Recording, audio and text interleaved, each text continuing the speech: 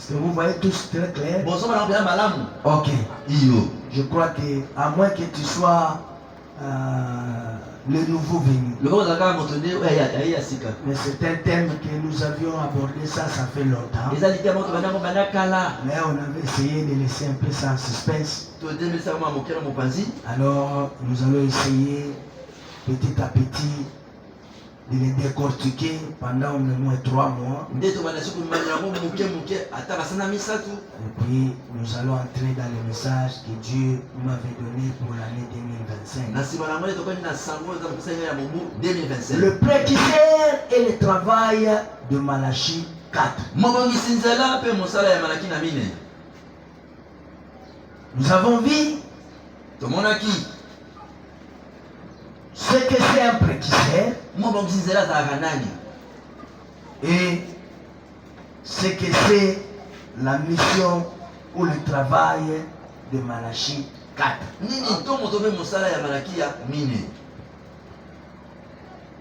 Frère Branham nous a parlé dans le message parole parlée, la semence originale.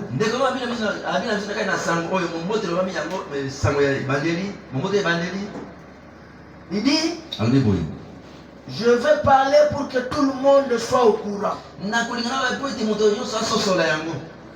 et qu'il sache quelle est ma mission ici sur la terre. Il a dit, ma mission ici sur la terre, c'est d'être le précurseur de la seconde venue. Amen. Amen. Mais quant au travail de Malachie 4, le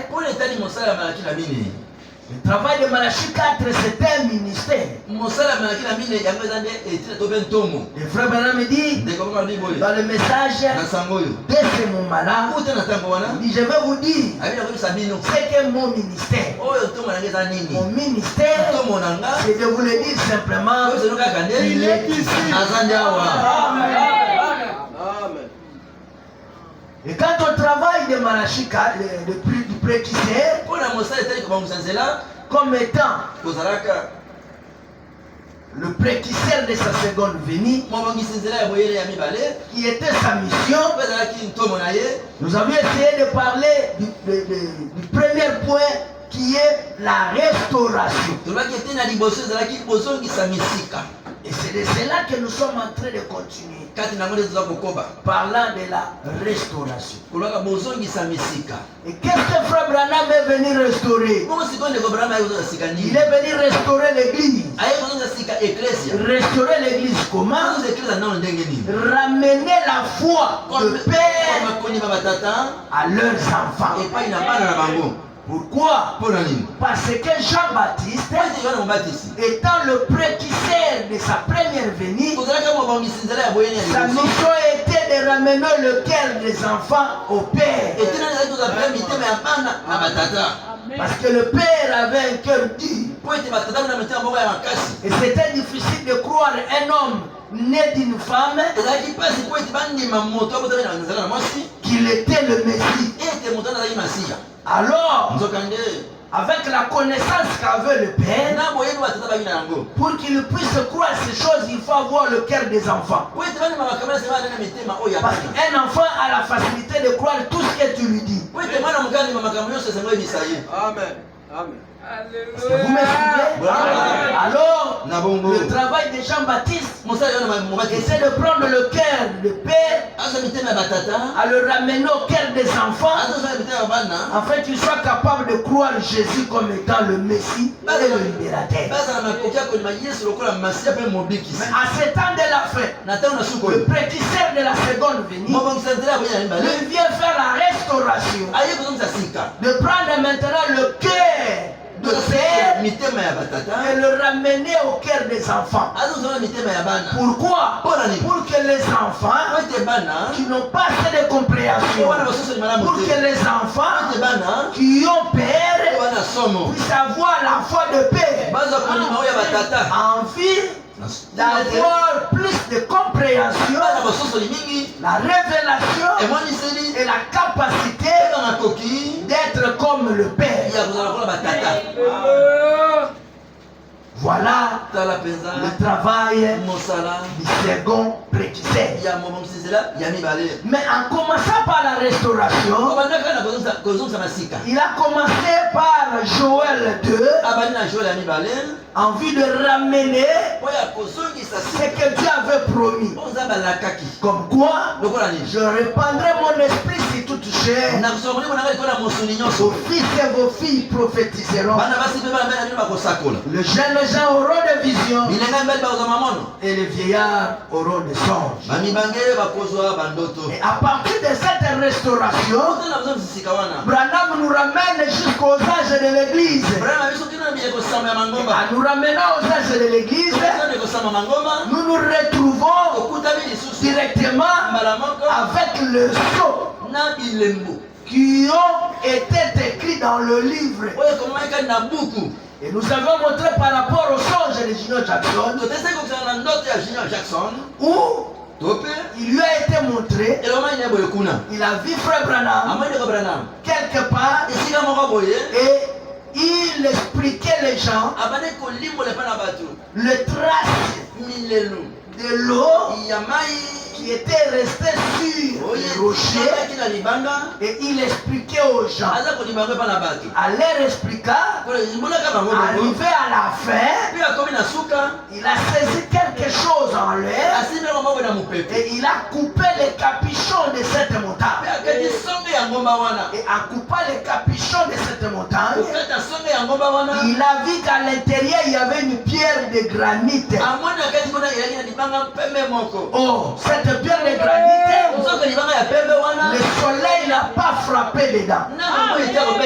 Le frère Branham me dit, ce qu'il expliquait là, le trace des eaux qui était resté sur la montagne, c'était ça le sceau, le mystère qui était écrit dans le livre. Oh, il y avait aussi le mystère qui n'était pas écrit dans le livre, mais qui était écrit sur le dos du livre. Ce qui était écrit sur le dos du livre, c'est ça la pierre de granit. Et quand il a coupé, il a vu quelque chose dont il ne pouvait pas donner l'explication au même moment. Alors il devait maintenant dire aux gens, vous restez ici et observez la pierre. Moi je pars pour chercher l'interprétation. À mon retour, je vous donnerai l'explication. Alléluia. Oh, ce qui était un mystère, il ne pouvait pas expliquer. Ce qui était c'est ce que Dieu avait empêché à Jean d'écrire. Or, quand vous allez remarquer, quand l'agneau a pris le livre dans Apocalypse chapitre 7, et il a commencé à briser les sceaux. Vous allez voir, il a commencé à briser le premier, il a brisé le second, etc. Jusqu'à ce qu'il a brisé le septième. Le tout était brisé au ciel. Mais ce qui était mystérieux, c'était que quand il a brisé le septième sceau, il n'a pas eu de bruit. Il y a un silence. La Bible dit le silence c'est une demi-heure. Est-ce que vous me souvenez? Or, pendant cette demi-heure, c'était la descente de celui qui avait le livre ouvert. Le livre était déjà fermé. Il a ouvert, il a brisé. Quand il est arrivé au septième sceau, pendant ce silence de demi-heure, c'était le voyage que l'agneau faisait en quittant le ciel, en venant sur la terre avec les livres ouverts. Oh, quand il descend avec les livres ouverts, il descend comme étant un ange puissant. Ah bon? Étant un ange puissant, il était enveloppé d'une nuée. Et au-dessus de lui, c'était la cantière. Pourquoi aujourd'hui en parlant de 7 couleurs de l'arc-en-ciel dans l'usage de l'église pendant le temps de la restauration.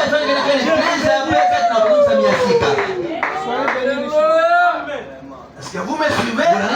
Parce que je sais que nous avions parlé des 4 êtres vivants dans les âges de l'église. Nous avons lu les prophètes et on a eu le temps de parler. Aujourd'hui, ou pendant ces 3 mois, nous allons traiter les âges de l'église en parlant des 7 couleurs de l'arc-en-ciel. Alléluia.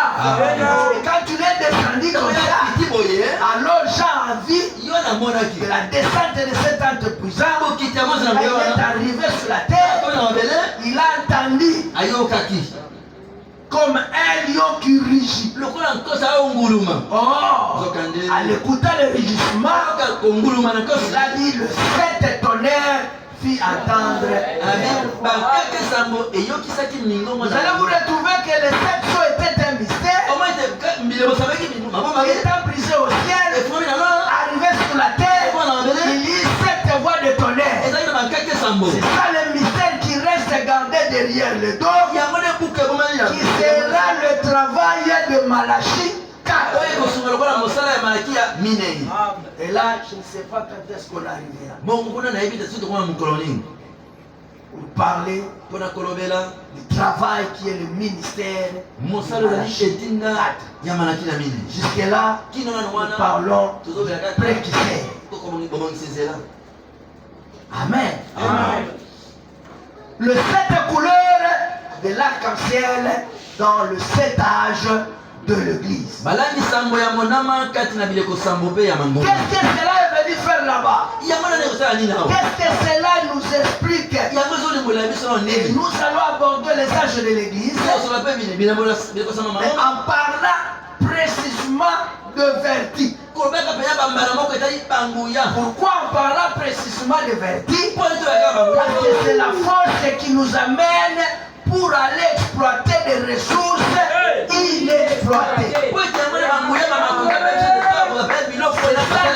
C'est du préquisseur. Il restaure l'église en lui donnant de vertu qui nous permettra d'aller vers des ressources inexploitées. À ce moment-là, l'église ne sera pas une église faible. Ça doit être une église puissante. Alléluia. Une église puissante qui va aller jusqu'à la stature de l'homme parfait. En arrivant à la stature de l'homme parfait, Frère Branham me dit, nous ne construisons pas un mur. Nous sommes en train de construire des individus. Et qui sont ces individus? Ce sont des tabernacles de Dieu. Alléluia. Frère Branham, dans la construction, il ne construit pas un mur, il construit les individus. Et les individus là, ce sont des tabernacles. Si Branham était un tabernacle de Dieu, toi et moi, aujourd'hui, nous devons être les tabernacles.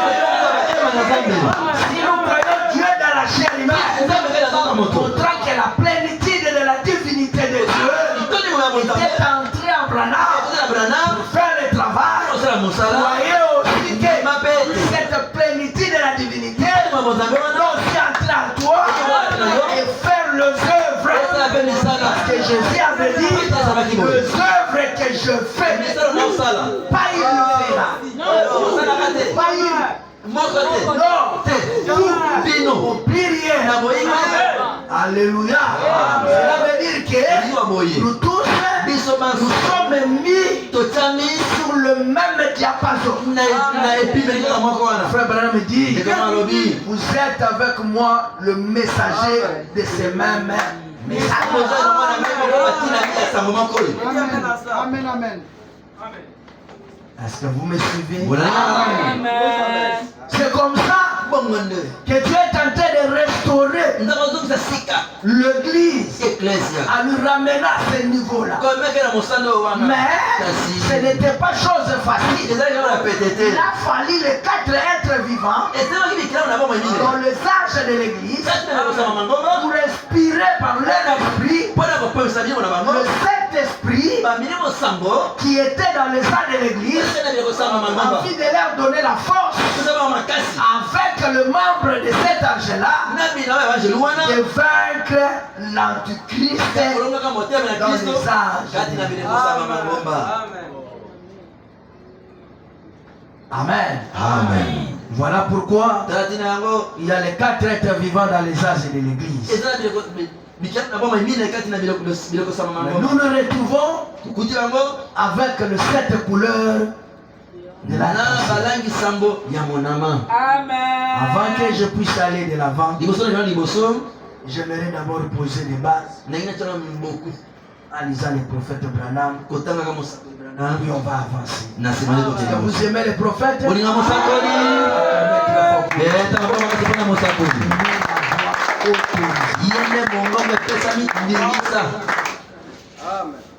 Sans Branham, pas message.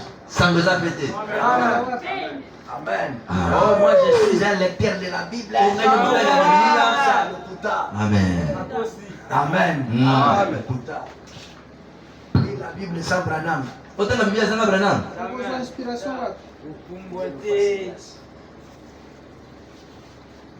La révélation des sections. Page 23. Paragraphe 17 à 18. Ou le premier sou. Paragraphe 17 à 18.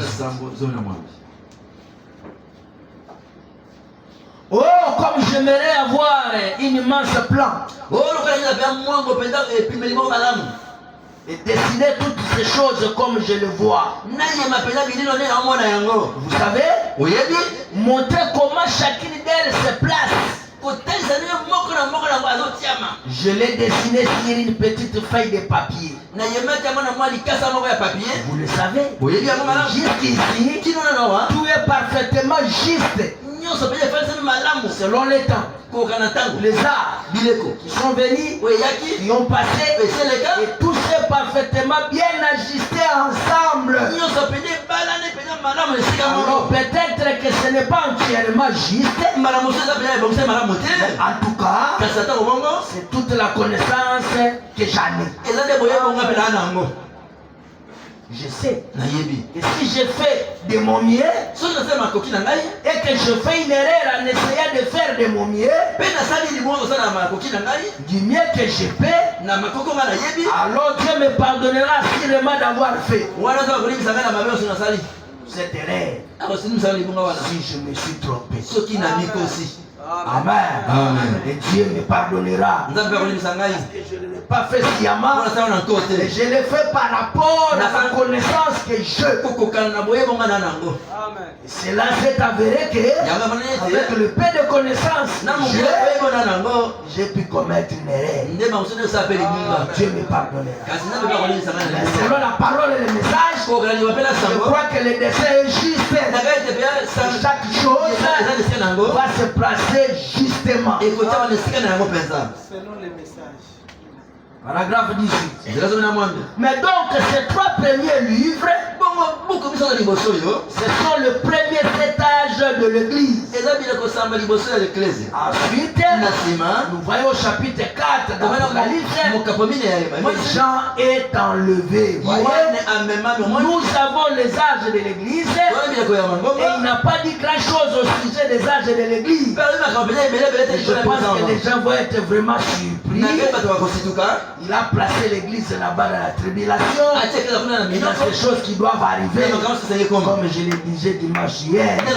Tout à coup, les tribulations seront là. Vous me demanderez comment il s'est fait que ça n'est pas été. La première venue, c'était l'enlèvement. Il en sera comme il en était. C'est passé. Et vous n'êtes pas aperçus. 3 premiers livres, il a parlé des âges de l'église. C'est quand vous regardez, vous allez voir qu'Apocalypse chapitre 1, Apocalypse chapitre 2, Apocalypse chapitre 3, là, il a parlé que des âges de l'église. Et ce n'est que dans Apocalypse chapitre 4 que la voix a dit à Jean, monte ici. Amen. Dans tout ce qui s'est fait, tout ce qui s'est passé, en commençant par Apocalypse chapitre 1 jusqu'au chapitre 3, c'était que les âges de l'église. Dans le message, les 7 âges de l'église. Prêché le 12 mai 1954.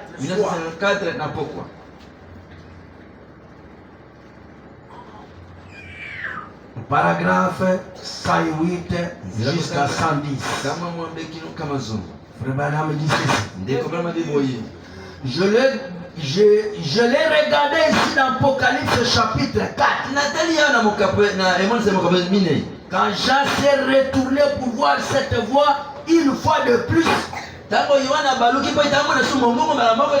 c'est que cela lui disait. Il était assis sur un trône avec un arc-en-ciel au-dessus de sa tête.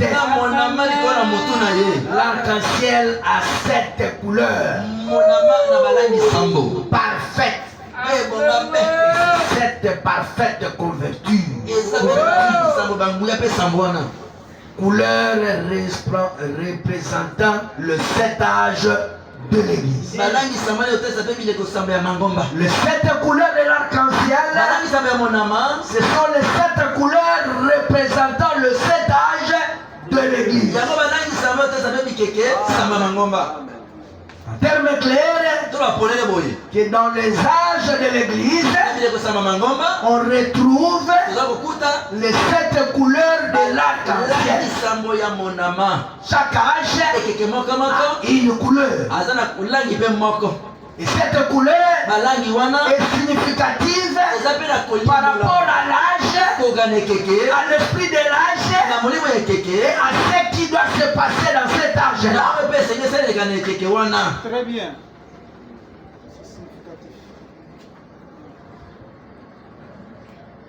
C'est vrai.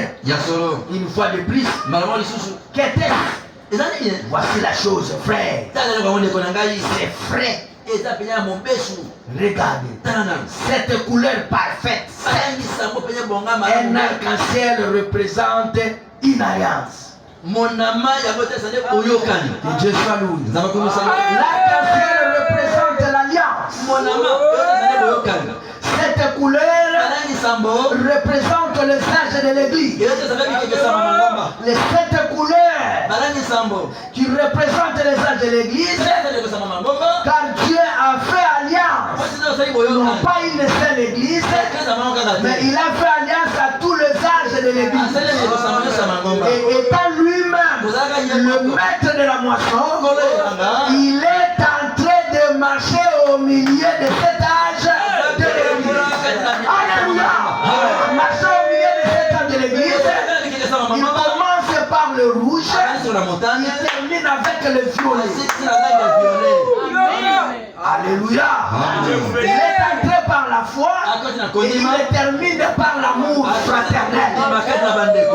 Lui-même, agissant au milieu de son église, il fait alliance à chaque église. Et en faisant alliance à chaque église, est-ce que vous me suivez très bien?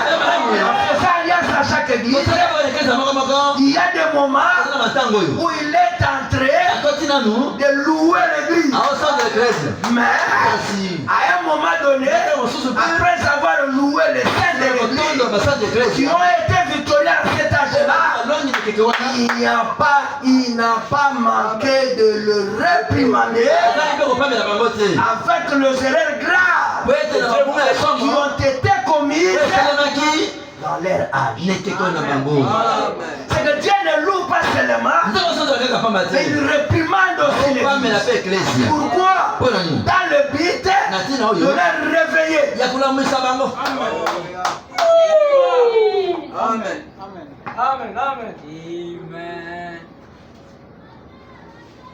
Dieu d'abord donné à Noé l'arc-en-ciel comme une alliance. Et ces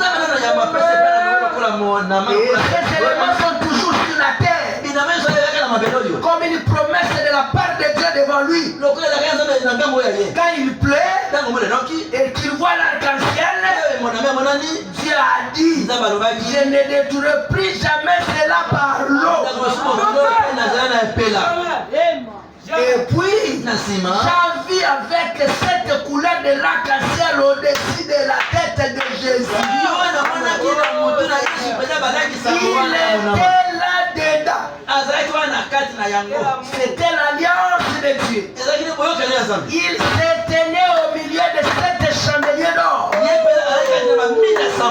Il avait l'aspect d'une pierre de jaspe et de sardoine. Pierre de jaspe, c'était la pierre de rubin. Et la pierre de sardoine, c'était la pierre de Benjamin. C'était le premier et le dernier des patriarches. Pour montrer que c'était l'alpha et l'oméga. Le commencement et la fin. Les 7 couleurs de l'arc-en-ciel. Les 7 âges de l'église. L'alliance avec lui dans le 7 chandelier d'or. Avec le 7 toits. Oh, quel tableau! Donc c'est là ici. Seigneur, très bien. Nous aussi, nous voulons aussi l'aborder d'ici peu. Par la grâce de Dieu, les 7 couleurs de l'arc-en-ciel dans les 7 âges. Alléluia. Acclamons encore une fois. Vous allez voir que le même esprit qui agissait dans l'âge d'Éphèse, et c'est le même esprit qui agit quand le premier jour est ouvert. Voilà. Amen. Et vous allez voir que dans l'âge d'Éphèse, le messager était Paul. Et vous allez voir que dans le premier jour, le messager doit être Paul. Ça c'est grave. Est-ce que vous me suivez? Et en agissant puissamment avec l'esprit du lion. Pourquoi? Parce que rouge, c'est un danger. Quand vous voyez on met le rouge quelque part, c'est un danger. Pourquoi quand vous regardez,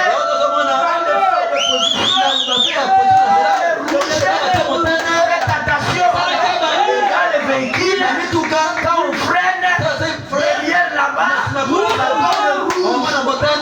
celui qui est derrière, toi aussi fais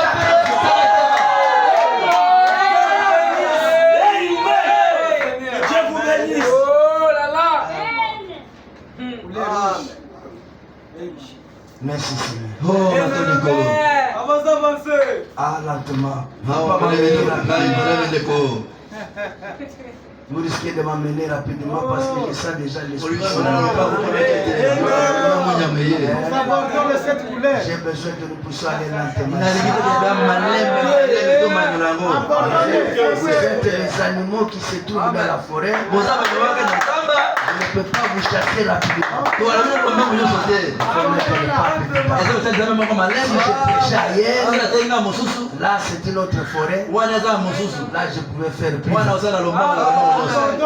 Hébreu chapitre 6, la troisième partie. Prêché le 15 septembre 1957 matin. Voilà pourquoi le diable me combat, il ne veut pas me donner la force. Chaque fois, il sait que non. Le secret va être dévoilé. Maintenant, le secret va être dévoilé. Commençons à partir du paragraphe 628. Ce grand prédicateur nous a précédés. Et frayant un chemin. Il est venu de l'esprit, le grand fontaine de l'arc-en-ciel de Dieu. Lequel n'avait ni commencement ni fin. Il a toujours été Dieu. Quand ces rayons de lumière est sorti, c'était un rayon d'amour. C'est le premier. Le rouge. La couleur suivante, c'était de forme, c'était bleu. Le bleu, la fidélité. Après, ce qui suivait, c'était d'autres couleurs pour former cette couleur parfaite. Qui sont le sept esprits de Dieu qui sont sortis du diamant qui a été taillé pour refléter ces couleurs. Dieu a été fait chair. Ce grand diamant qui a été taillé, qui a reflété ces couleurs, le Dieu qui a été fait chair, il a habité parmi nous. Afin de refléter sa bonté, sa miséricorde parmi nous dans des dons.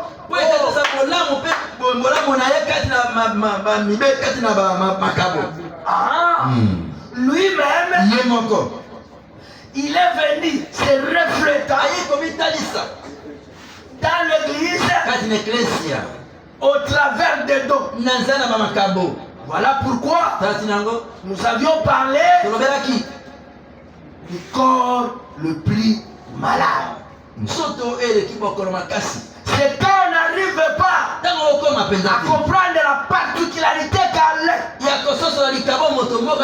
C'est là où il y a un problème. Et c'est là où il y a beaucoup de difficultés. Il faut savoir que mon frère est capable ici, ma soeur est capable ici, moi je suis capable ici.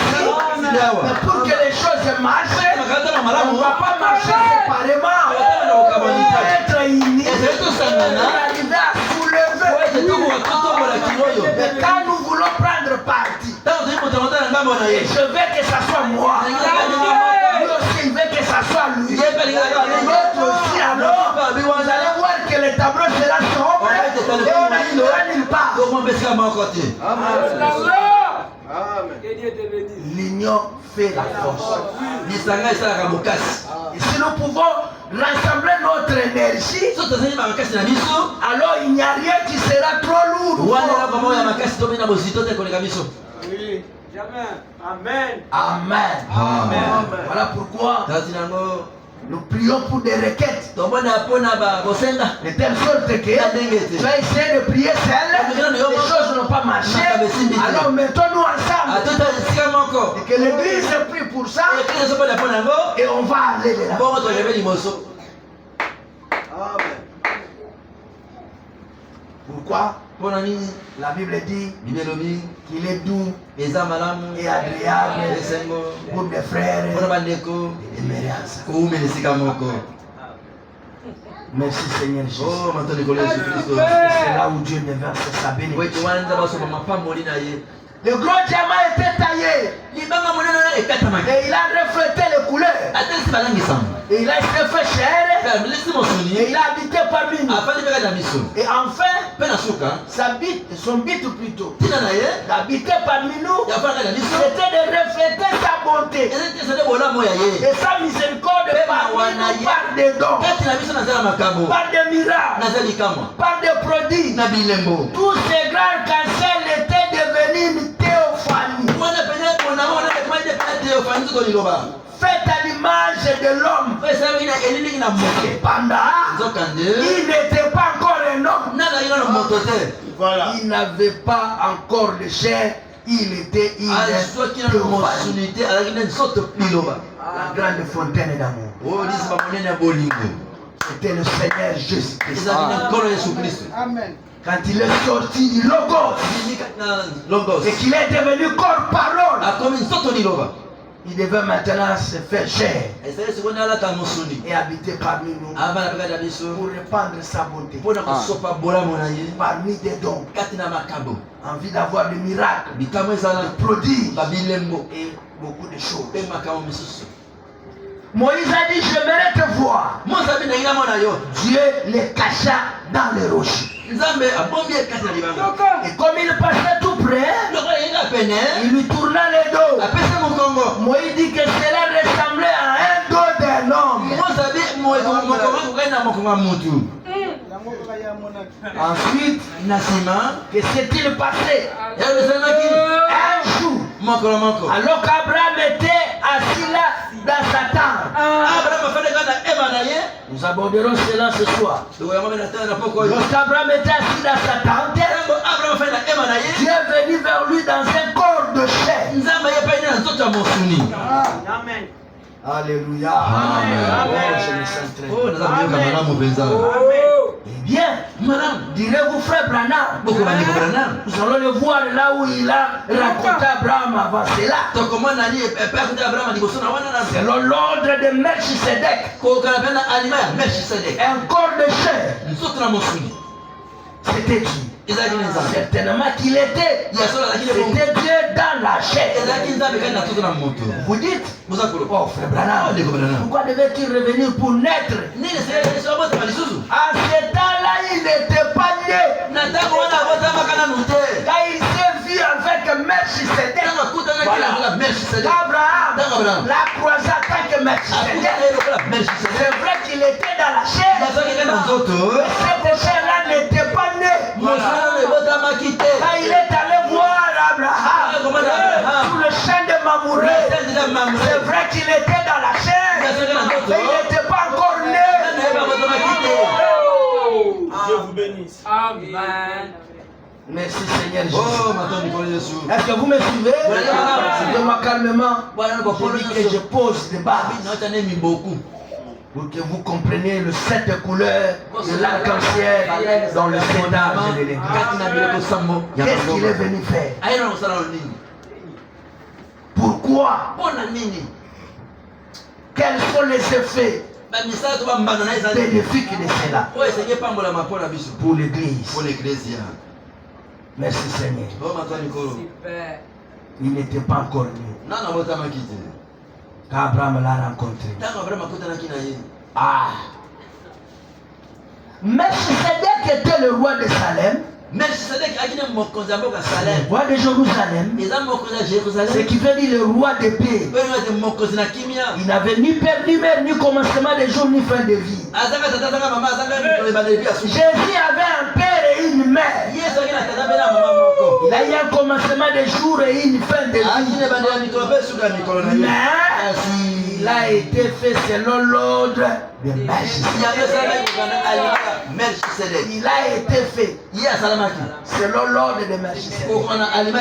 Malgré qu'il avait un père, une mère, commencement de vie et fin de vie. Tout cela, il a été fait selon l'ordre de Melchisedec. Oh, si cela a été fait selon l'ordre de Melchisedec, vous allez comprendre que Melchisedec, c'est le roi de Salem, le roi de paix, qui a ni commencement de vie, ni fin de vie. C'est clair, hein? Clair. Oh non, Jésus aussi. C'est un corps. Il a eu un commencement de vie. Fais attention. C'est différent avec toi. Lui, il avait ni commencement. Il avait un commencement et une fin. Mais il a été fait selon l'ordre de Melchisedec. Et selon l'ordre de Melchisedec, cela veut dire qu'il n'est pas voulu se faire égal à Dieu. Il s'est laissé comme une proie arrachée, de telle manière qu'il acceptait de s'abaisser.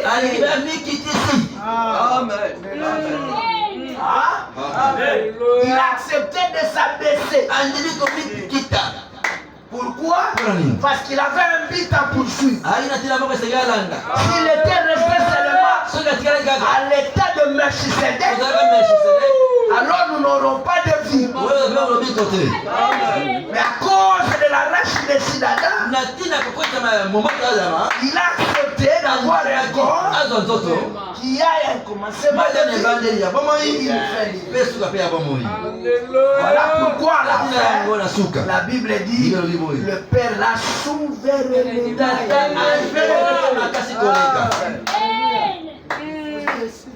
Qui est-ce que le Père a élevé? Il a élevé celui qui avait un commencement et une fin. Mais après sa mort, le Père l'a pris, l'a élevé souverainement au-dessus de tout nom. Même au nom de Dieu. Voilà pourquoi quand tu pries et que tu dis au nom de Dieu, Amen, ta prière est effacée. Quand tu pries, tu dis au nom du Seigneur Jésus-Christ, le Dieu de William Mario Branham, la prière est effacée. Dis-nous ça. Dis la vérité. La prière se fait et ça s'arrête au nom du Seigneur Jésus-Christ. Pas au nom du Seigneur Jésus-Christ, le Dieu de William Mario Branham. La prière est facile. Pourquoi? Tout ce que vous demanderez en priant à mon nom, pas d'ajoute. Ce qu'on ajoute vient du malin.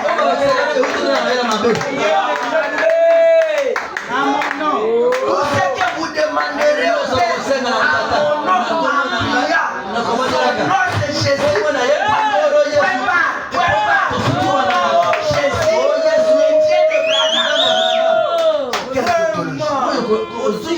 si vous voulez commencer comme ça, au Seigneur Jésus, toi le Dieu de Branham et tout ça, là c'est bien.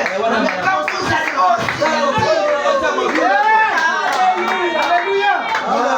quand vous arrivez à la signature, vous signez simplement au nom de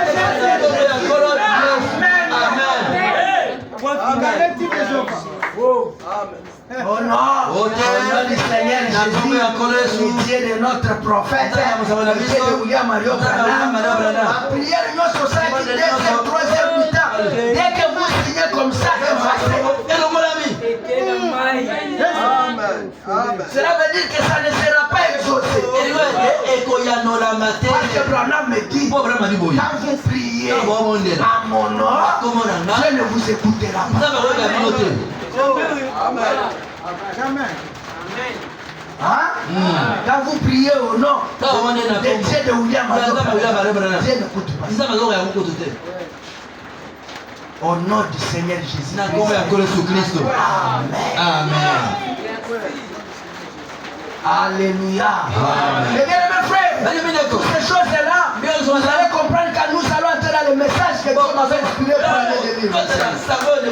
Et vous allez voir comment le message est en train de quitter à sa place. Et les gens sont en train de tordre à produire certaines choses à cause de leur influence. Parce que Jésus m'a doché et que les gens ont confiance en moi. Alors les gens pensent que tout ce que je peux ajouter sur la parole, ça c'est l'inspiration. Ça c'est vrai.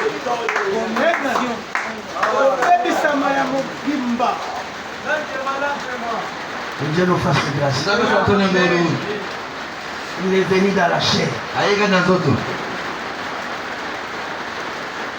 Rappelez-vous,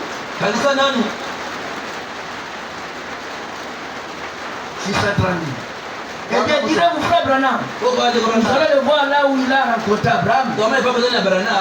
Avant cela, selon l'ordre de Melchisedec, un corps de chair. C'était Dieu. Certainement qu'il était. C'était Dieu dans la chair. 634. Il était le roi de Salem, c'est-à-dire roi de Jérusalem, ce qui veut dire roi des pays. Il avait ni père ni mère, ni commencement des jours, ni fin de vie. Jésus avait eu un père, et une mère, un commencement des jours, et une fin de vie. Mais il a été fait selon l'ordre de Melchisedec, lequel n'avait ni commencement de jour, ni fin de vie. Différent avec toi. Différent avec Branham. Amen. Branham qui a été fait cher à lui. Selon Luc 17, pas selon l'ordre de Melchisedec. On a bien expliqué. Hey man. Est-ce que c'est compliqué? C'est facile. Est-ce que c'est compliqué? C'est compliqué, vous allez m'écrire une question. Oui. Dieu s'est fait chair dans Branham selon Luc 17, 30. Mais tandis que Dieu s'est fait chair selon Jésus, ou au travers de Jésus, selon l'ordre de Melchisedec. Amen. Ah. Melchisedec était Dieu lui-même. Melchisedec était Jéhovah. Jéhovah Dieu. Le même qui raconta Abraham. Bon? Devant sa tante des années plus tard, qui lui a tourné le dos et dit, pourquoi donc Sarah a-t-elle ri? C'est vrai. C'était lui qui se tenait là, regardant en direction de Sodome. Abraham l'a reconnu. Bon, pourquoi? Parce que l'intérieur de son voile, il y avait une encre qui gardait cette promesse. Ce n'est pas qu'il avait une certaine sensation. Mais Dieu lui avait fait une promesse. Et quand il est entré en contact avec ce grand aimant, il savait que cela était dans cette chair. Abraham n'a pas eu une vision. Il n'a pas rêvé cela. Il n'a pas eu une sensation. Mais il y a la promesse. Après avoir vu l'homme, il a compris que il y a quelqu'un qui a cet élément dont j'en ai besoin. Ça, c'est un mystère. Tout le monde n'aura pas de vision. Tout le monde ne va pas le sentir. Voilà pourquoi frère Branham dit aujourd'hui, il y a un mystère. Le plus grand mystère du baptême du Saint-Esprit. Sans sensation. Il y a des gens qui tombent, il y a d'autres qui crient, il y a d'autres qui sont la calme, et qui simplement même et sont remplis. C'est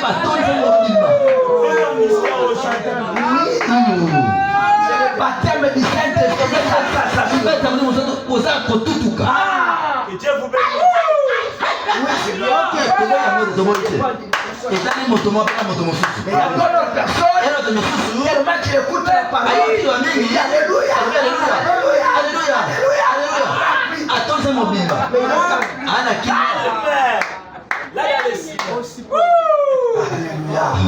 Le frère Branham me dit que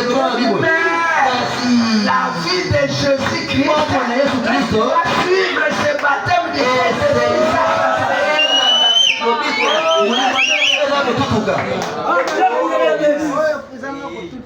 Amen. La vie de Christ en nous doit produire la vie.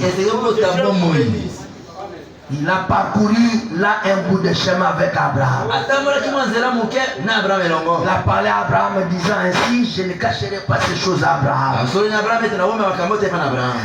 qu'il est l'héritier du monde, je ne lui cacherai pas aussi. Abraham, je vais te dire ce que je suis sur le point de faire. Nous en parlerons ce soir là-bas à Sodome. Tout ce qu'ils allaient faire. Et dès qu'il bénit Abraham, il retourna dans l'espace. Un homme qui s'était tenu là, et il y a la poussière sur ses vêtements. Un homme, et non seulement cela, mais il a mangé la chair d'un vol qu'Abraham avait tué. Il a brûlé des vaches, a mangé un gâteau de maïs fait avec du beurre. Cette vérité. Et puis, il est redevenu une théophanie. Il était seulement venu dans la chair pour manger, pour parler, pour boire du lait. Parce qu'en tant que théophanie, à côté de à Moussouniango Mete. Alléluia. Quand il a terminé à boire du lait, il a terminé à manger les gâteaux de maïs avec du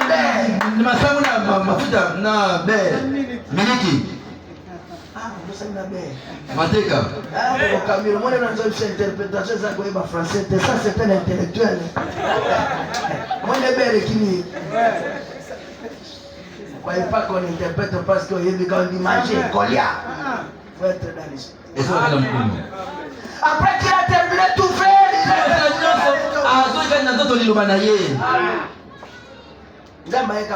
Amen. C'est pourquoi il faut dire, il y a mon total, il y a mon santo, il y a une zone à Tabilamba. Non, non, c'est mon temps, mon santo à Tabilamba. Il y a fort. Amen.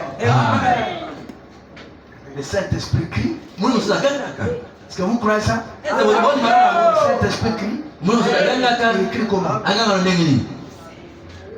Le Saint-Esprit crie comment? Il y a déjà côté le Saint-Esprit crie.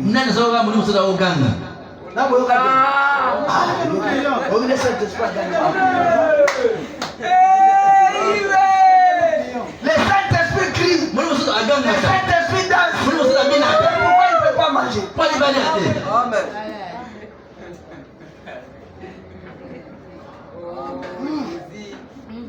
Ce qui est embillé.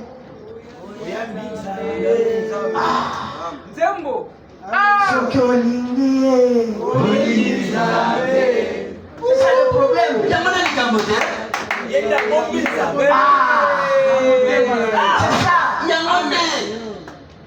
La personne que vous voyez, il garde le Saint-Esprit.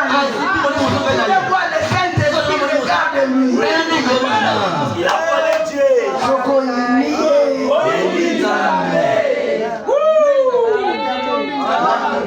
On sentit il était. On sentit le Saint-Esprit. Le jour où ça ne restera pas de cantiques, ça sera la vie. C'est pas la personne dont tu es tenté d'haïr. Qu'est-ce qu'on est tenté de cacher? Un homme travaillait dans la présidence au temps de Mobutu. Il était un électricien.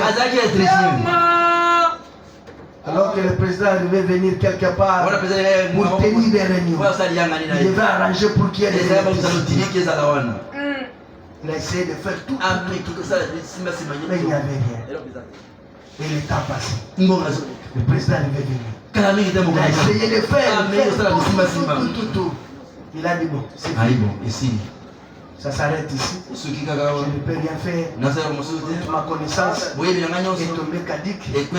J'attends simplement qu'il arrive pour qu'on m'enlève du travail. Il est allé se tenir sous l'arbre en train d'attendre son licenciement. Directement un fou. Il regarde en face. Visible. Et le fou vient. Visible. Visible. Visible. J'ai dit qu'il va appeler le militaire. Visible. Oh là là là. Exactement. Visible. Depuis que j'ai commencé, je n'ai pas regardé au tableau tableau de vision. Il arrive là-bas, il y avait un visible qui avait su. Je me suis tracassé pour il a mis le visible, il a mis je voulais comparer. le fou qui était ici, Il est retourné à Zongi na mon pépé. Alléluia. Dieu, il sait comment se lever. Amen. Oh là là. Oh là là, je vais m'arrêter. Ah, c'est ça le mal du temps. C'est l'ennemi de Dieu toujours. Pourquoi n'a-t-il pas pris alors? Il n'était pas encore né comme nous et moi, comme vous et moi. Mais il devait naître dans la chair afin de pouvoir retenir cet aiguillon. C'était là un corps créé. C'était un corps pour lequel il avait simplement retiré le calcium et la potasse de la terre. Et avait fait. Alléluia. Il est entré dedans. C'était comme Melchisedec. Il est entré dans ce corps, il pouvait marcher devant lui. Étant voilé. Un voile qui lui a même créé. Non pas un voile créé par une femme. Ici d'une scène d'une femme. Une cellule. Jamais. Il a créé ceci. Et il est entré. Il a parlé selon l'ordre de Melchisedec. Qui était ce Melchisedec? En effet, ce Melchisedec, roi de Salem, c'est-à-dire de Jérusalem, prince de Dieu, prince de Dieu, très haut, certainement, qui alla au-devant d'Abraham lorsqu'il revenait de la défaite de roi, qui le bénit, à qui Abraham a donné les dîmes de tout, qui est d'abord roi de justice, après la signification de son nom. C'est grand amour, grand esprit au commencement, roi de justice, ensuite roi de Salem, c'est-à-dire roi de Dieu, qui est sans père, sans mère, sans généalogie, qui n'a ni commencement de jour, ni fin de vie. Qui était-ce? Il n'a jamais été enfanté. Il ne mourra jamais. Qui est-ce? C'est Dieu. Bien sûr, en préfiguration du Seigneur Jésus. Certainement, il devait venir par une femme. De la même manière que vous venez par la femme, il devait venir comme vous êtes venus, envie de vous ramener à lui. Alléluia. Amen. Amen. Tout cela, ça fait partie de la rédemption. Pourquoi ça fait partie de la rédemption? Parce que l'homme était tombé et l'homme devait retourner dans sa position. cela fait partie de la restauration. A commencé d'abord par amener la foi chez le Père. Donc le Père transmette la foi aux enfants. Donc nous sommes héritiers aujourd'hui. Et en étant des héritiers, nous sommes bénéficiaires.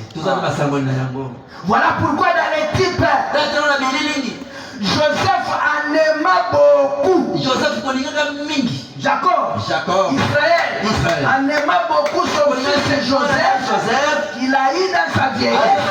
Il ne lui a pas donné les habits comme ses frères, mais il lui a fait une tunique en plusieurs couleurs. Le frère Branham dit c'est une tunique à 7 couleurs. Représentait Christ qui devait marcher au milieu de 7 âges avec le 7 couleurs de l'arc-en-ciel. Amen. Est-ce que ça va? Vous allez remarquer qu'avec cette couleur de l'arc-en-ciel, il s'est manifesté dans l'âge d'Éphèse, dans la couleur de Éphèse, la montagne. Pourquoi? Parce que c'était un âge dangereux. Nous allons comprendre pourquoi c'était un âge dangereux. La foi. Pourquoi? Parce qu'avec la foi dans la parole, ils étaient capables de vaincre le diable, l'antichrist. Cet âge-là. Vous allez remarquer qu'arrivé dans l'âge d'Éphèse, il a dit vous avez quelque chose que moi, vous haïssez quelque chose que moi j'haïs aussi. C'était les œuvres de Nicolas. Amen. Et quand est-ce que le nicolaïsme a commencé? Il a commencé dans l'âge d'Éphèse. Il a commencé comme étant les œuvres. Et ce n'était pas dangereux. C'était correct. Il n'y avait rien de fou. Voilà pourquoi quand nous allons arriver dans le premier saut, vous allez voir que quand le premier saut fut ouvert, c'était un cavalier monté sur un cheval blanc, pas noir, cheval blanc. Et quand vous regardez le cheval blanc, vous allez comprendre que non, si c'était le diable, il serait sur le cavalier noir. C'est comme sur le blanc, blanc c'est Dieu, blanc c'est le Saint-Esprit. Alors qu'il allait en vainqueur. Mais en allant en vainqueur, quand il a commencé, comme il n'avait pas de gravité, parce qu'il avait l'arc, il n'avait pas de flèche. Que Dieu vous bénisse. Voilà. Que Dieu vous bénisse.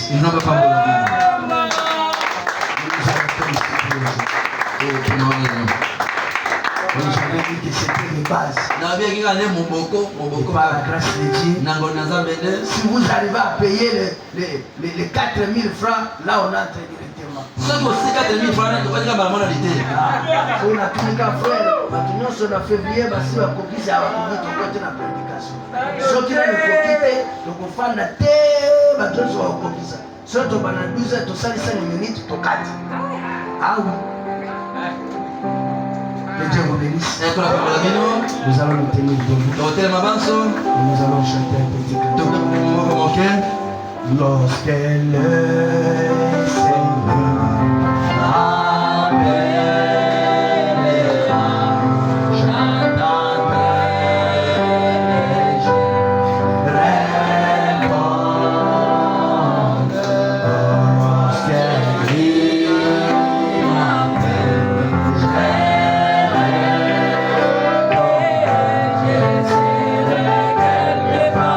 pour attendre mon rôle.